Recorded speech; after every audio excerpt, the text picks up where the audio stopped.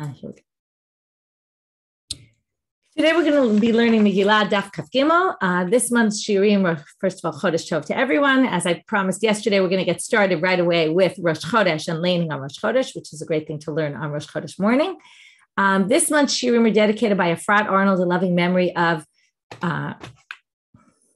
memory of Joshua Carr, Yoshua Aryele ben Yonatan Chaim, and Malka Esther HaKohen, an inspiring young man who loved learning and had made his first siyum just a few weeks ago from Masechet Rosh Hashanah. This month's Shiurim are also dedicated by Tova and David Kesterbaum in honor of their children and grandchildren. May Hashem bless them to continue in their path of Torah handed down from Hashem to Moshe Rabbeinu at Har Sinai from generation to generation. Okay. I want to start by saying today's daf, certainly the beginning part is a little bit complicated. I made charts, they're in Hebrew, but I will use them and I'll share screen and we'll go through them because even if you don't follow all the Hebrew language, you'll still be able to see the structure and that will be very helpful. Okay, we're going to start from the bottom, 4 lines from the bottom of Kaf Aleph Amud Bet. So we have 4 Olim l'Torah. Okay, they're going to call them Kor'im, which means readers, because in those days they would read from the Torah. Everyone who got an Aliyah would read from the Torah.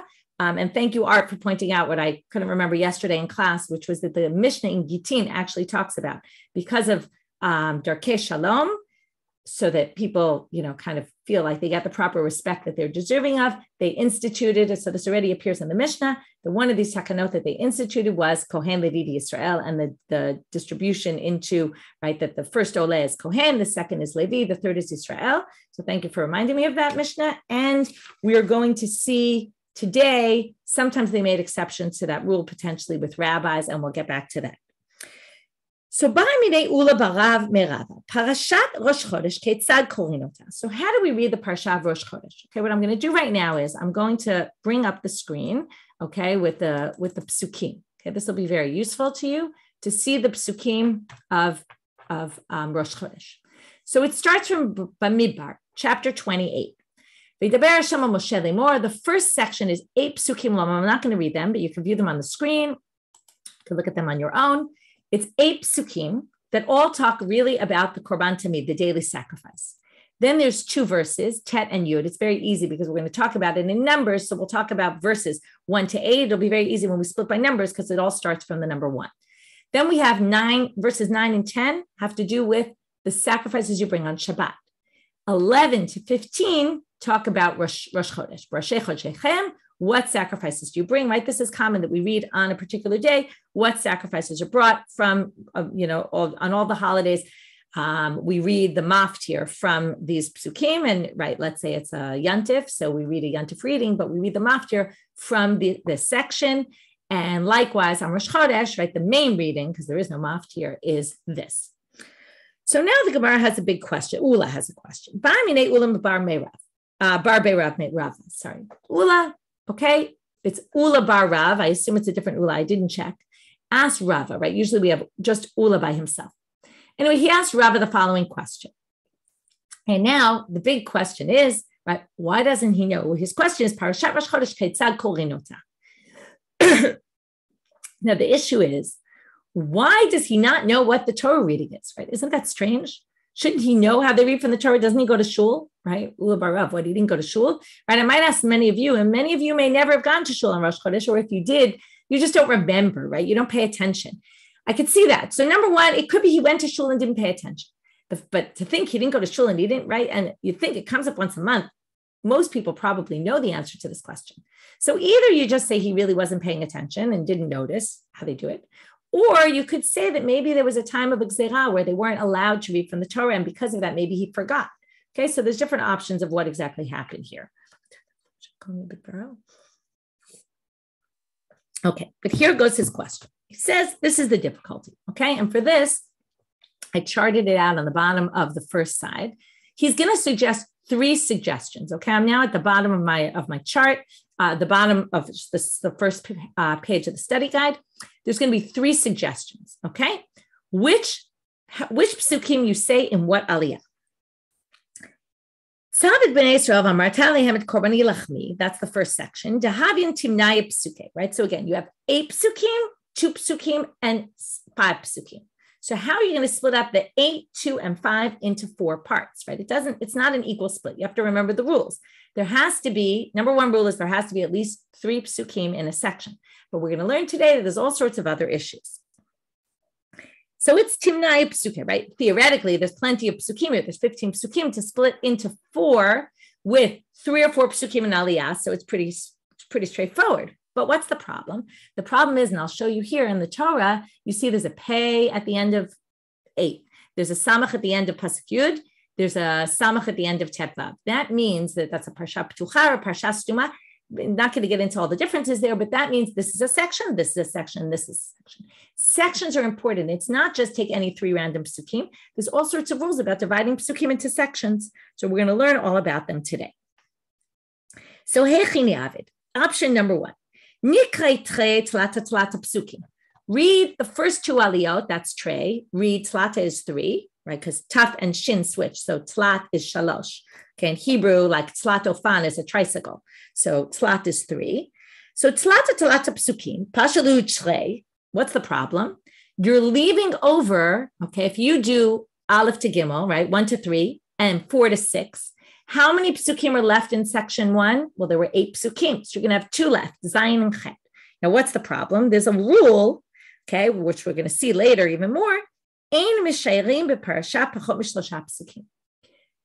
We're going to start learning that there's all these rules because there's the general population. Now, the general population doesn't always do things the way they're supposed to be done. That means that there's many people who show up late to shul and leave early from shul in the middle of Torah reading. So because of that, we're concerned that if somebody comes in late, okay, so let's say we read 1 to 3, we read 4 to 6, and then let's say somebody leaves shul at that point. He says, oh, there's only 2 more verses left to this section. What? The next aliyah, they're going to read 2 verses? Then he's going to think what? Oh, you know what? You can read only 2 verses in a section. Now, it's a little bit strange for us to be thinking, who cares? So it's not like he's going to get up and read the wrong thing from the Torah. Everybody knows where the section breaks are, right? Don't you have a chumash in front of you? The chumash tells you, right? If you're laning, you check the tikkun or you check a chumash and it tells you exactly where to stop. In those days, they didn't have such clear books that told you exactly where to stop. So let's say this person goes up to read the Torah next time. The person might decide, oh, I'll read 2 psukim because I saw last week. Now, he didn't exactly see, but what he saw was they left over 2 psukim in the section. He figures the next aliyah, they'll read those 2 verses, and they'll obviously be wrong. Okay, we don't want people to come to the wrong conclusion. Now, it's interesting because, right, you're not supposed to really leave the shul when there's Torah there. Okay, we'll see that later, but there's really this thing that when the Torah is taken out, you're really not supposed to leave shul. But yet, people do it anyway. You're not supposed to come late to shul, right? You miss part of Torah reading, but people do it anyway. And because the fact that people do it, we have to make all sorts of safeguards because of it. We don't want people to come to the wrong conclusion. So therefore, that doesn't work. Option number 2. Okay, let's go back to our chart. Nikre arba. Okay, so let's take the first section. We don't want to leave over 2 verses. So we're going to split it into 4 and 4. Okay, we still can then go forward and split the rest, right? We have 7 psukim left. They could split into 2, 4 and 3, no problem. But there's a big problem, okay? They're now going to give 2 possibilities within this. So we're going to have hatza'ah number 2, the suggestion number 2, suggestion number 3, both built on the first 8 psukim get split up 4 and 4. So now we have the section of the Torah that's 2, a section about Shabbat that's 2, and the section about Rosh Chodesh that's 5 psukim. So now they say again, we have a problem. If you read, right, the next section, sorry, did I just read? No, I read the wrong thing. Sorry. Nikra arba, we're on the last line. Nikra arba, pashaluhu shiva. You're left with 7 psukim. Ubiyom Shabbat havian trei, uvershecha shem havian chamisha. That's what I just told you, right? We're left with 7 psukim. So now, nikra trei meha v'cha mehanach. Let's read 2 from one, right, and 1 from the next. That's psukim 9 to 11. Okay, we'll read Yom Shabbat, the 2 psukim, and then we'll read 1 into the next section. Okay, then we're left with, so we read, right, Yom Shabbat, Shnei Kvasim, Olat Shabbat b'Shabbato, and then you read the first pasuk of the Rosh Chodesh section. Now, until now, we said, what's the problem? To leave over less than 3 psukim. Well, here you're leaving over 4 psukim, so it's not a problem. However, there's a new problem here. That was all. We're worried people are going to leave early and they'll see that you left over 2 psukim and think you're reading those. But what about people who show up late to shul? If people show up late to shul, what's the problem? They'll see that you started, let's say you show up in between Aliyah 3 and 4. So you come into shul and what do you see? They start from Pasuk Yud Bet, the second part of the Rosh Chodesh section, the second Pasuk. And you'll say, oh, that's weird. I guess they read one Pasuk last Aliyah. And then you'll think, oh, I guess you can only read one pasuk. So there's a rule that if you're going to start a new section, it doesn't matter how many psukim you already read, right? In this case, you already read 2 psukim. So theoretically, all you need is one more to get to 3. But it's not just a numbers game. It's not just 3 altogether. It's that you can't start this section without reading 3 psukim. We'll see later there's machloket about this. But right now, assume there's no machloket about it. Assume it's agreed upon everybody. And therefore, we're in trouble because you can't do that. Okay, so that option doesn't work. So you can't do, right, the first section, 4-4, that's Aliyah 1, Aliyah 2, Aliyah 3, Tet Yud Yud Aleph, because you're only reading one pasuk of the new section. And that will cause confusion to people who show up late. And when they see you're reading from pasuk Yud Bet, they'll think that last Aliyah you read pasuk Yud Aleph only. Likre, option number 3. Again, based on 4 and 4, the first section. And now we just have to figure out how to split up the 7. There's a different way to split them up. We already said you have to read 3 psukim from the next section. Okay, so read Tet and Yud, 9 and 10. Read into the next section, 11, 12, 13. That's an obvious problem because what are you left with in the end?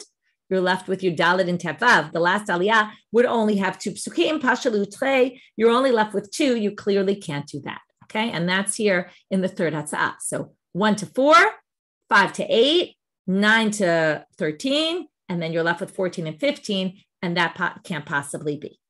Okay, so that's his question. How on earth do you do it?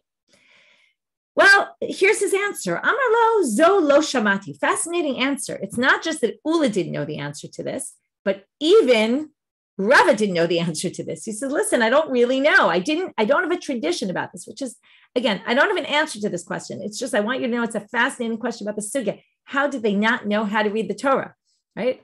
It's crazy. So actually I was thinking it would be interesting to do like a seker shuk and go out and ask people on the street, like people who even go to shul regularly, and ask them, do you know how they do the Torah reading on Rosh Chodesh? Okay, because you hear it, you don't necessarily pay attention. And by the way, if you think about it, if you didn't have a chumash in front of you, well, the more so it would be confusing, right? I want to just point out this is, well, I'll point it out when we get to the end, because at this point, you don't really know what the answer is going to be. So he says, I don't really know the answer, but kayotze bashamati. And anyone here who learned Masechet Ta'anit might remember this. We actually learned this by the ma'amadot. If you remember, the people would go to the temple or they would go to their local shul to pray that the sacrifice be accepted. There were representatives of the community. And what they would do is the whole week that they were on duty, they would read every day from the creation of the world of that day and the upcoming day. So basically, they would say, right, they would read B'yom HaRishon, Breshit, and B'yom HaSheni. And the next day, B'yom HaSheni and B'yom HaShlishi. And there's an issue with the amount of psukim because they need 3 aliyot. And when they did 3 aliyot, it's not so easy how to split it because some of the sections had 6 psukim, which could be split into 2. Some only had 5, which couldn't be split into 2. Or some had 3, like let's say you had a section with 3 and a section with 5. And then how are you going to split that into 3 sections of 3 psukim each? So here goes. Ditnan. He says, but this is what I learned about that, and we can apply the same thing here. B'yom HaRishon Bereshit v'yihi rakia. Okay, so that's what you read on the first day and second day of creation. And the problem here is that you can't go farther because already you're getting into a different topic, which you don't want to be talking about. You don't want to be talking about day number 3. It's enough that we had to add day number 2 to day number 1. But we certainly don't want to start reading into day number 3. V'tanei ala Bereshit b'shnayim. Okay, Bereshit gets split in 2. Yihi rakia be'echad. And the section of Yihi rakia, one person reads it. But they asked a question on this and said, I understand one person reads it to psukei because it's only 3 verses. But Bereshit can't be read, can't be split into 2. There's only 5 psukim. You can't split that in half and have 3 and 3. So Vitanya, and it says, how do I know that? It says in the Braita, you have to read minimum 3 verses. V'itmar Allah, it was said about this, and here come our 2 answers, and this will answer our question for us. Rav Amar Doleg, Shmuel Amar Posek. Rav says you repeat, right? You read verse 1 to 3. Right? You read pasuk 1, you read pasuk 2, you read pasuk 3. The second Oleh reads pasuk 3 again. He repeats it, and then he reads pasuk 4 and 5. So that way you end up with, right, 3 psukim and 3 psukim. 1 pasuk gets repeated, and that's in fact what we do on Rosh Chodesh. Okay. Shmuel says posek. You split pasuk 3 into 2. You read half of it with the first section and half of it the second Oleh reads. Okay, so you have a pasuk split in half. Okay, we're going to get to how do you do that and all that. And this is a total repeat of a sugya that we saw already in Ta'anit. Okay, so now I just want to show you how we do it on Rosh Chodesh. So on Rosh Chodesh, what we do is we take, and there's actually a debate about this. The Gra disagrees about exactly where we split it. He has a different way of doing this. But the way we do it in our shuls is Aleph, Bet, and Gimel. Okay, we read the first Oleh. We read the first 3 verses.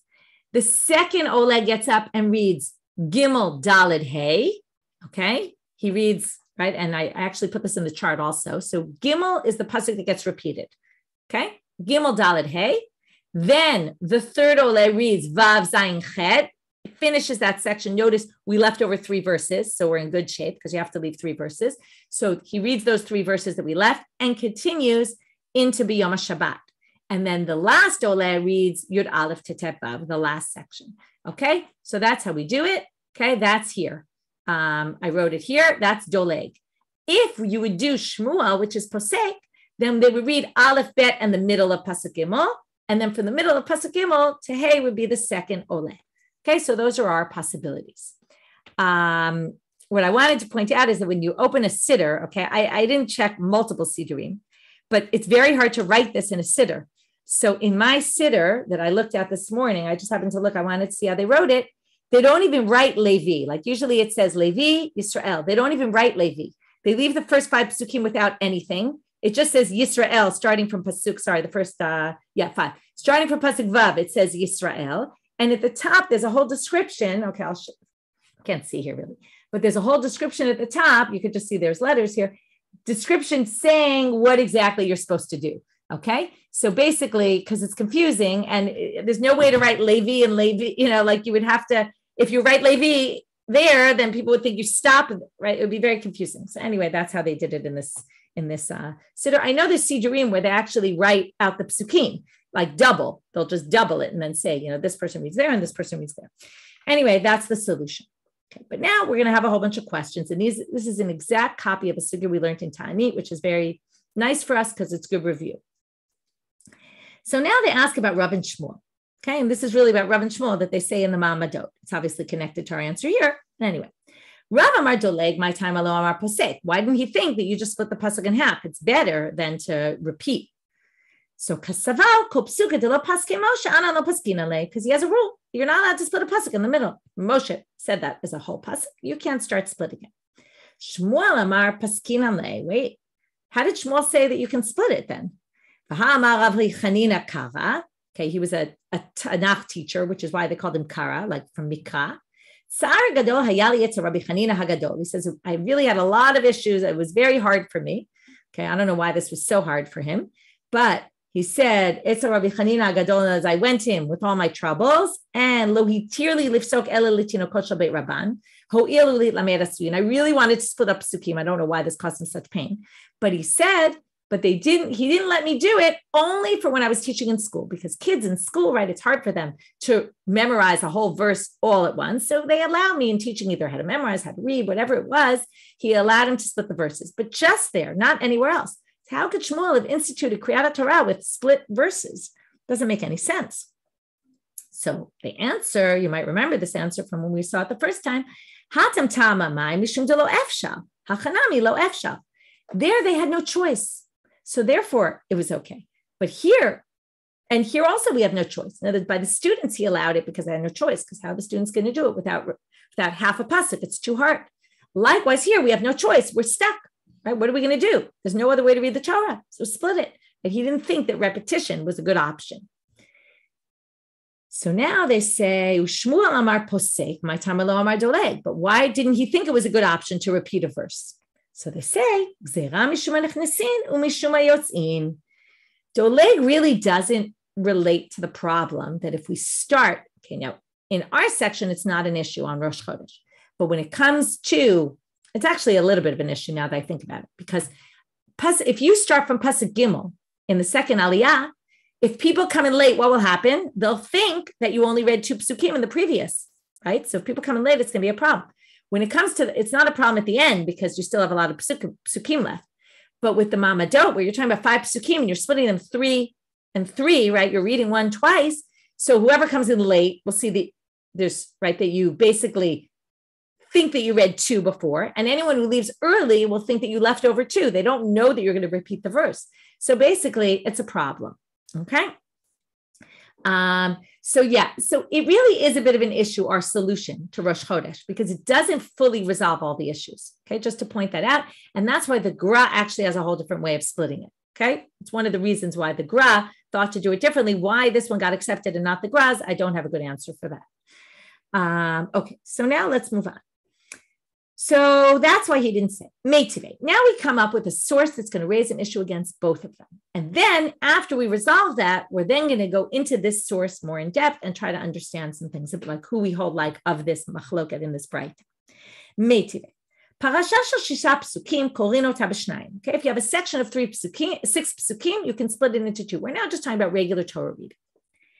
V'shel chamisha psukim b'yachid. If it's 5 verses, then only one person can read it. You can't split a section of 5, basically, right? That's exactly what we've been learning. Now, obviously, if you can't split a section of 5, well, we just learned that you can do doleg or posek, and that's going to be the problem.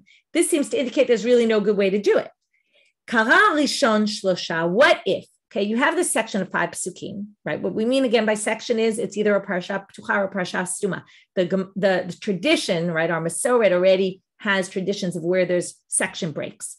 So you have a section that's 5 verses. It can't be split. What if someone did? This is like what I said before. Whoever got up to read the Torah happened to just decide to stop there. So what if they did that anyway? Okay, even though you're not supposed to. So now we have a machloket Tanakama and Yesh Omrim, which is, there are those who say, we don't know who. But the Tanakama says, Hasheni koreh shnayim mi parasha zo ve'echad mi parasha acheret. All he does is he continues and reads the first pasuk of the next section. I told you already in the beginning, this is that was the first words on this daf, which is you can't do that. But I already told you that it's a machloket. Tanakama obviously isn't concerned for this problem. He thinks if you have, right, so you basically have 5 psukim. You read 3, you're left with 2. You started, so what if you already read 3 and you're left with 2, right? According to Rav, you would just go back and read pasuk 3 again. According to Shmuel, you'd be a little stuck at this point after he already read 3. So the truth is Shmuel doesn't really, it's a bit of a question. Why this is a question on Shmuel? Because this is a case where you already read 3. So you didn't leave over this half to read. But anyway, the Gemara thinks it's a question on Shmuel as well. If you read 3 and you're left with 2, what do? You just read 1 into the next section. The Yesh Omrim Shlosha, but the Yesh Omrim says what we said before, which is the Vishem Atchalim B'Parasha B'Chomish Shlosha Psukim. You can't just read 1 into the next section. You have to continue and read 3 because you're not allowed to read 1 of one section. Because again, someone will come in after that, and what will happen? They'll think that you only read 1 pasuk in the last aliyah, and they'll come to a wrong conclusion. So that's the Yesh Omrim. Now, Vim Ita Laman Damar Doleg Nidlog Ulaman Damar Posek Nifsok. If you held Doleg, you would go back and repeat. If you held Posek, right? Theoretically, I think what he's saying is the person should have just read 2.5 to begin with. Okay, really should have read 5 to begin with. Anyway, it's a bit of an issue of Shmuel's approach. So the Gemara answers, don't learn from there. That's regular Torah reading. Regular Torah reading does not compare not to Rosh Chodesh and not to the Mamadot. Why? To Efshar Bahachi. In this case, we're talking about regular Torah reading. You can always go on into the next section. In the Mamadot, you can't because it's a totally new topic of day number 3. We don't want to be reading day number 3. And on Rosh Chodesh, you're going to get to the sacrifices of the next day, and we're not interested in talking about that on Rosh Chodesh. So basically, it's not possible, right, to do it in our case like this. So when it's possible to read into the next section, you read into the next section. Doleg and Posek are only when you're stuck and there's nothing you can do and you can't read farther. So that's why this is not a question at all. But now we're going to go back to this Braita. Okay. And before we do that, I'm going to just again show you on the chart because I think it'll be very helpful. Okay. So now we have this Braita. I'm now on the second page of the study guide. So Tanakama says 5 people, we have 5 psukim, one person reads it. The Yesh Omrim doesn't comment on that. Okay. He doesn't comment on what the ideal is. He only comes in. So we don't really know what he thinks about that. But the next section, if somebody reads 3 though, what do? We have a debate. Tanakama says you can read 1 pasuk into the next section, and the Yesh Omrim says you have to read 3. So now we're going to read on in the Gemara. Amar Rabbi Tanchum, Amar Rabbi Yeshua ben Levi, halakha ki Yesh Omrim. He says that we paskin like Yesh Omrim. You can't start reading 1 pasuk from the next section. You'd have to read 3. And additionally, Amar Rabbi Tanchum, Amar Rabbi Yeshua ben Levi, kashem she'em matchilim beparasha pachot mishlosha psukim. Again, what are we worried about? We're worried about people who show up late and will think that you only read 1 pasuk or 2 psukim before. So therefore, we make sure you read a full 3 psukim from this section so nobody gets confused if they showed up late. Likewise, you can't, now, what's this? You can't leave over less than 3 psukim. We also learned this in the beginning of today's daf. Now, where do you see that in the Braita? You see that in Tanakama's opinion, that if you have 5 psukim, 1 person reads them. Why? Because if 2 people read them, what will happen? The first person will read 3, and then you'll be left with 2. We don't want to leave you with 2 because what will happen? Someone will leave early, and he'll think that you're only going to read 2 next time. So again, the Em Matchilim is a worry of, I'm sorry, someone, my mistake? Yeah, no, I was right. You can't leave over less than 2 psukim because of people who might leave early and they'll think you're leaving only 2. You can't start a section with only 1 pasuk because of people who walk in late and will think that the previous aliyah, you only read 1 or 2 psukim. So basically, these are our, right? Each one is concerned for a different scenario. 1 for latecomers, 1 for people who leave early. So now what Rabbi Tanchum basically says is, first he says we paskin like the Yesh Omrim on one issue, which is the ematchilim pachot mishlosha psukim, when you start a new section because of the people who might leave early. I'm sorry, because of the people who might come late. Sorry, and we'll see that think you only read 1 pasuk last aliyah. And additionally, he says, Amar Rabbi Tanchum, Amar Rabbi Yeshua ben Levi, kashem she'em matchilim beparasha pachot mishlosha psukim, kach em mishayrim beparasha pachot mishlosha psukim. So he says, also, we're going to assume where I put these question marks, we don't know what the Yesh Omrim says about this issue of can you leave over less than 3 psukim in a section when you're reading? We don't know what he says, but we assume he must say both. Okay, to which the Gemara says, Pshita, it's obvious he holds both. Why? So here comes the basic Kal V'chomer argument. Hashtu umay tchalta dikam mekel Tanakama. Tanakama's make it with the second halacha, right? In the Braita. Right? The first one, he says you have to read 5 psukim, only 1 person, because you can't leave over, less than 2. You can't leave over 2 psukim, so you can't possibly split that into 2. But if you did, what do? Well, you only have to read 1 pasuk of the next section. So he's lenient in that area.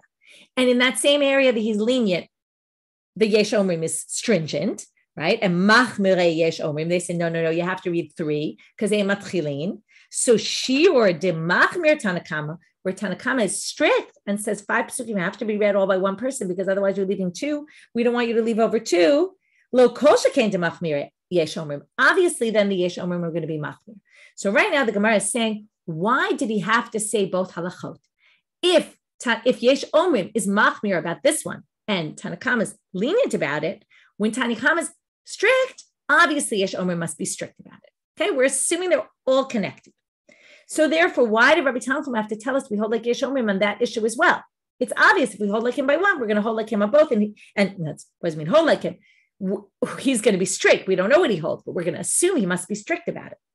So the Gemara is going to suggest why you might have thought that he wouldn't be strict. And again, this comes to very interesting, this is all about human behavior, right? This is where all sorts of things become based on what we expect, what we anticipate, how people will behave. I always think back to my economics classes when they try to determine what will happen if they raise. I remember learning something once that if they raise we were trying to figure out what if we lower the subway prices, to what extent will we be able to get people to go on subways and not on, using public transportation rather than their own cars, right? If you drop it to a certain level, right, what can you expect human behavior to be? And it's always a tricky. How do you expect human behavior? We don't know how humans are going to behave, but This has to do with, what there's a certain expectation of what we know to be generally the case. So we're assuming that latecomers and people leaving early are all the same, one and the same. But now the Gemara says, no, maybe you would distinguish. People coming late to shul is very common. Right? People sleep late, people get delayed, people's kids delay them from getting to shul, all sorts of reasons why we show up late to shul. But yotzim lo shchiche. But it's very uncommon that people leave shul early. Now, not because they don't leave shul early, but demanche sefer Torah benafke. When the sefer Torah is out, people generally don't leave. And this is what I said before. There's a halacha also about it. You're not supposed to leave the shul when the sefer Torah is out. So if you do want to leave shul early, wait till they put away the sefer Torah. So since while the sefer Torah is out, nobody's really going to leave shul, or it's very uncommon, you might have thought that maybe the Yesh Omrim is only concerned that Matchilim Pasha because people might show up late, but he's not worried about the other issue of leaving over 2 psukim in a section, because he's not worried people are going to leave early and not pay attention to how many psukim are in the next section, right? And think that we only read 2 psukim because nobody leaves shul early in the middle of Torah reading. Kamash Malan, therefore comes teaching, no, you have to be worried about both. Okay, people may do that and people may do that. Okay, so that's what he says. That's what the Gemara is saying, why Rabbi Tanchum's halacha wasn't obvious. So now they say, what about Tanakama? Why is he not worried about leaving over? Mishuma yotzin, right? If you're going to say it's so much more likely that someone's coming late and someone's coming early, well, then Tanakama doesn't make any sense. He's worried about people leaving early, and he's not worried about people coming late. So it's chulenami gzera mishuma nechnesim. So it doesn't make any sense. So what does he answer? Amre manda ayil shiule shayil. If you show up late to shul and you start to wonder, did they do psukim before? You'll ask your neighbor. You're in shul, so you can ask someone who's in shul. If you left shul, there's no one to ask. But if you're in shul, why this? You could argue with this. But the assumption is, if you show up late to shul and you see that they only read right, you're reading from pasuk 2 in a section, and you think, did they only read one pasuk last aliyah? You'll ask your neighbor and say, the person sitting next, did they just read one pasuk? And they'll say, no, they read all those psukim before also. So there's someone to ask, and therefore it's likely you'll ask, and we're not worried about people getting confused. Okay, that's the end of that complicated piece. Shalach le Rabba berei de Rabba le Rav Yosef. Now he asks him a question. Hilchatamai. Some people say we want to know what's the halacha by the Mamadot. Some people say we're asking about Rosh Chodesh. And here come in the difference between the Gra and what we commonly practice. It's 2 different ways of understanding this next line. Shalach le hilchata doleg. You repeat a verse. Ve'emtsa'i dolgan. And which one? It's the middle aliyah. Now, what's the problem? Middle aliyah, we have 4 aliyah. Middle aliyah could be second aliyah. Middle aliyah could be third aliyah. So that's what leads to the confusion about it. And as I said, we do the middle being the second ole, does the dilug. Okay, he repeats verse number 3, and that's how we resolve it. Zakla. Moving on in the Gemara. This is the general rule. Kol sheyesh bo musaf. So remember our Mishnah setup. Okay, you might have noticed this when we read the Mishnah. Mondays, Thursdays, Shabbat Mincha, 3 aliyot. Rosh Chodesh, Chol HaMoed, 4. What was missing? Fast days. Fast days we also read from the Torah. So Ibayalahu, they asked the following question: Tanit Tzibor B'kama. Do we say Rosh Chodesh U'Moed Ika Korban Musaf Arba'a Aval Hacha Deleika Korban Musaf Lo? There's no Korban Musaf on a fast day, so it's not really like the ones that have 4 aliyot. O Dilma Hanami Ika Musaf Tefillah. Do we say, well, it hasn't added Tefillah? Now, either you say added Tefillah is Anenu, we add something into the prayer, right? Whereas Monday, Thursday, and Shabbat Mincha, there's no added prayer, okay? Or some people say that you add Ne'ilah maybe, okay? Because, on the public fast, you would add Ne'ilah. So which one is it? So now they say Tashma. So they're going to bring 3 different sources to try to get to an answer. Source number 1 is not going to work. Source number 2 is not going to work. Source number 3 is mainly going to work, although Rav Ashi is going to have a problem with it. So here goes. Tashma. Let's try to derive it from our Mishnah. Our Mishnah says on Rosh Chodesh and Chol HaMoed you read 4. That would seem to imply Habatani Tzibor Shlosha. It would have listed it had it been one of the days. It doesn't list it. It must be it's not 4. But then they say that's not really good because it was also missing in the first section. Sounds like only those days you read 3 and not Taniyot Tzibor. Ha-Taniyot Tzibor Ba'a. If you want to start deriving from what's in the Mishnah, what's not in the Mishnah, well, you could say either it's not in 3 because it's 4, it's not in 4 because it's 3. So Ella Mehale Kalamashma Mina. So Mishnah is not a good proof. Let's try the next proof. Tashma. This is going to be a little bit complicated. Rav shows up in Bavel. We don't know if this means like the day he showed up in Babylonia from moving from Israel, or some people say Bavel is just the name of a city, okay, in Bavel. And it was one day he got to a city called Bavel in Bavel, and he did two strange things, okay? Number one, Kam Karabasifra. He got up to read from the Torah. That's not normal, right? It's pretty typical. So he gets there, he starts reading. Patach Barich, he makes a bracha before, but Chatim below Barich. But he doesn't make a bracha at the end, okay, after he finishes. That's number one. Second thing, Nafal Kuliyama Ampayu V'Rav No Nafal Ape. Everybody goes down for Tachanun, right? We bow down. He doesn't bow down. So we're going to get to the Tachanun part only at the end of the daf. Hopefully we'll have time today. But Michti Rabbi Yisrael Khat. Now, he read, I told you we get back to this, he was a Yisrael. He wasn't a Kohen or a Levi. So he read, obviously, the third Aliyah. Now we're going to understand why he made a bracha before, but not a bracha after. Although the bracha before is not going to be so clear, but we'll leave that till in a bit. My time of Chatam below Baruch. The real focus right now is why didn't he say a bracha after reading? Remember we said that originally they used to only make a bracha the first reader and the last reader. So it doesn't really explain why he said the first bracha, but it does explain why he didn't say the last. Because wasn't there someone going to read after him? And that's why he didn't finish with a bracha, because there was a fourth laner after him. And that's number one assumption is he must have laned aliyah number 3. Number 2 assumption is he didn't make a bracha after because there must have been a fourth one after. And that would prove there's 4 aliyot. So they say, no, Rav Bekane Kra. Why did he make a bracha in the beginning and not at the end? Because he read the first aliyah. Why did he read the first aliyah? He wasn't a Kohen. Well, Rav Huna Kari Bekane, we have evidence that Rav Huna, who wasn't a Kohen, also got the first aliyah out of respect for rabbis. The whole idea they gave it to Kohanim was out of respect. Rabbis also are deserving of that respect. So they say, Bishlama Rav Huna Kari Bekane. We understand why he read when he was a Kohen. Ta'afilu Ravami v'Ravasi de Kahane Chashiva Da'ari Yisrael make up Kaifule Rav Huna.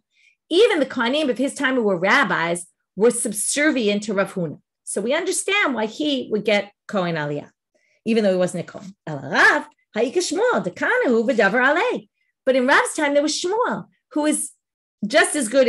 And Rav, Rashi points out that in Baba Kama, Rav actually gives respect to Shmuel. So it shows that he respected Shmuel. And Shmuel was a Kohen. So of course Shmuel should get Kohen and not Rav.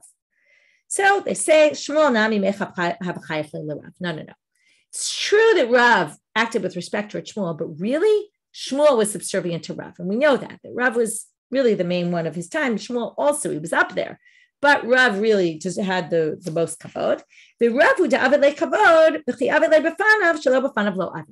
Rav would give him respect when Shmuel was there. But when Shmuel wasn't there, he didn't need to, because really Rav was a greater rabbi than Shmuel, or deserved more respect.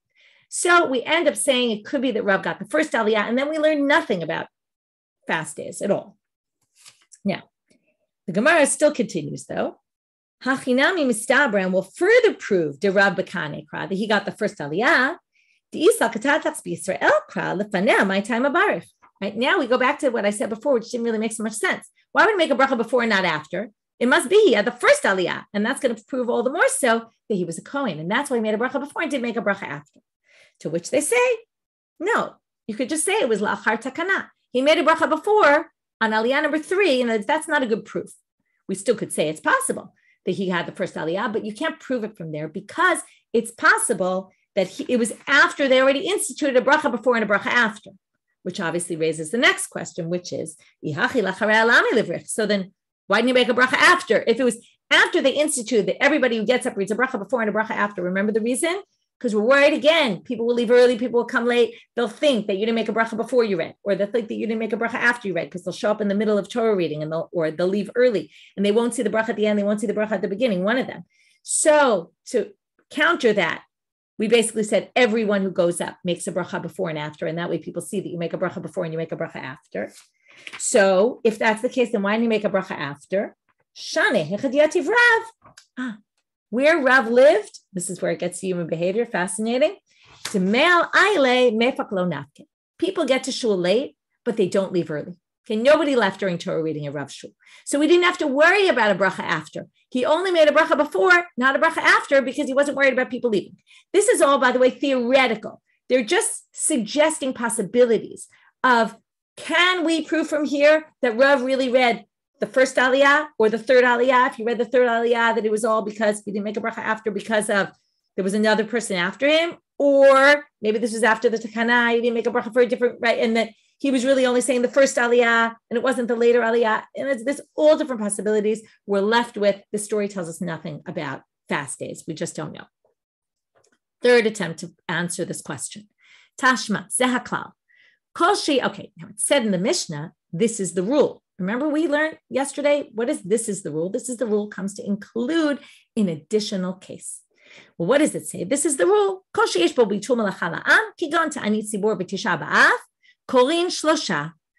so first of all, right? Actually, I jumped the gun. This isn't really yet this isn't the Zaklal that we were, forget that, what I said about trying to derive something additional. This says it explicitly. This source says exactly what we're looking for.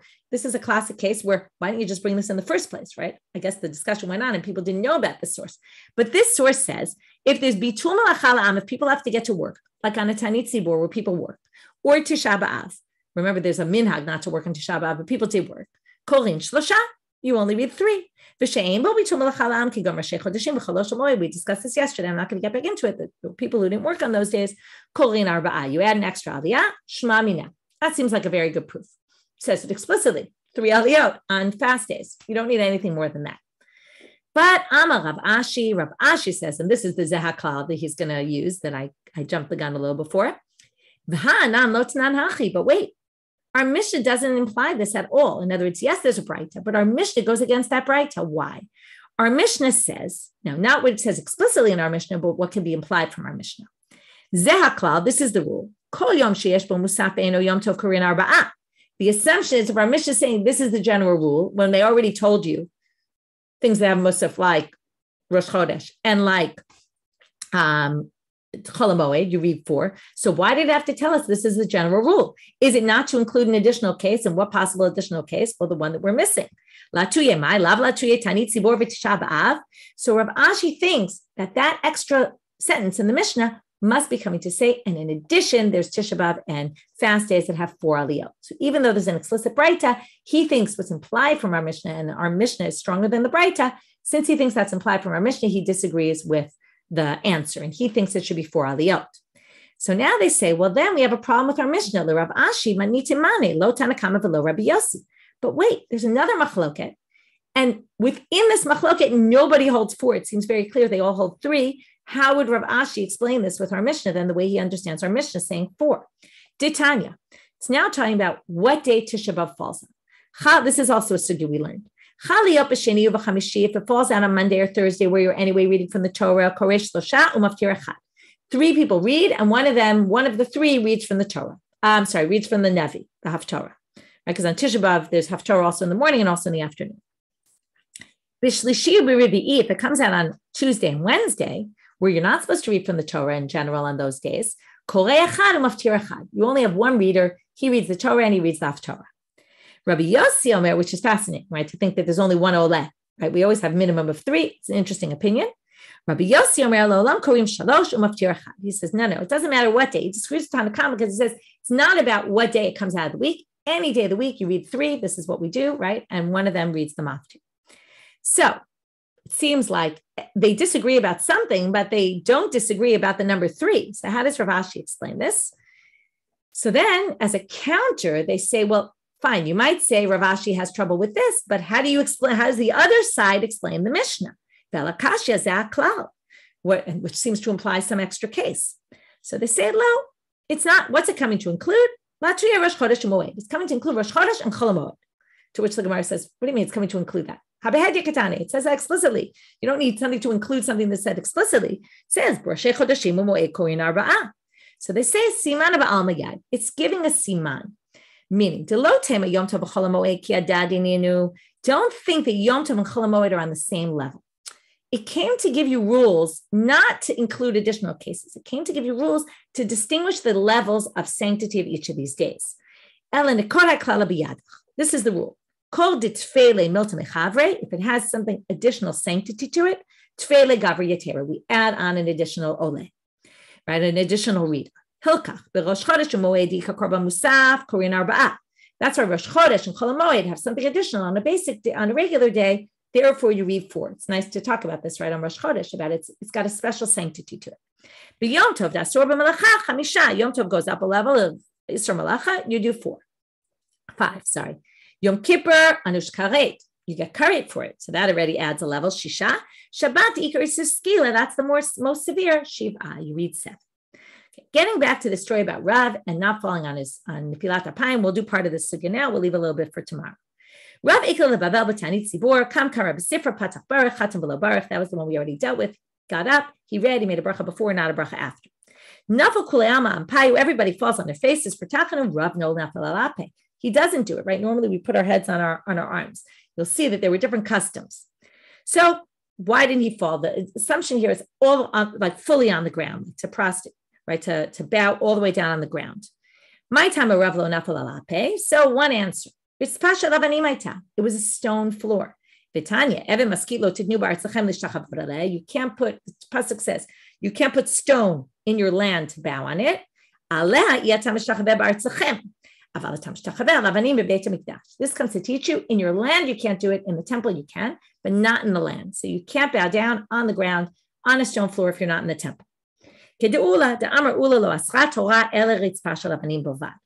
So that's why he did. But what's the problem? Everyone else did. How could Rav have done? How could everyone else have done it if it was forbidden? Everyone shouldn't have. They say, okay, it was Corona. They kept separate from each other, right? There was distance. He was in one area. They were in a different part of the shul. That part had stone. The part of the other people didn't have stone. Okay, what's the problem with that? He should have just moved to the other side of the room. Well, lo bai lemitrach tzibura. He knew if he walked over to the other side of the room, everyone would have to stand up for him, and they were all getting ready to bow down. He didn't want to bother everybody. They say tachanun and bowing down is only a minhag anyway, so that's why. That was answer number 1. Answer number 2, ibaitema. Rav pishut yadayim v'raglayim hava avid. He would do his whole body, okay, his hands and his legs. Only that kind of bowing is forbidden, and that was the kind of bowing he did. The other people did a different kind of bowing, and that was allowed. So why didn't he just, right, like we do, we put our hands on our arm. Why didn't he just do that and not bow all the way down? That was his custom. You don't change your custom. Since he couldn't do his custom in this place because it was a stone floor, so he just didn't do it. Third answer, and this we also learned in Tanit. It's a great chazar adaf.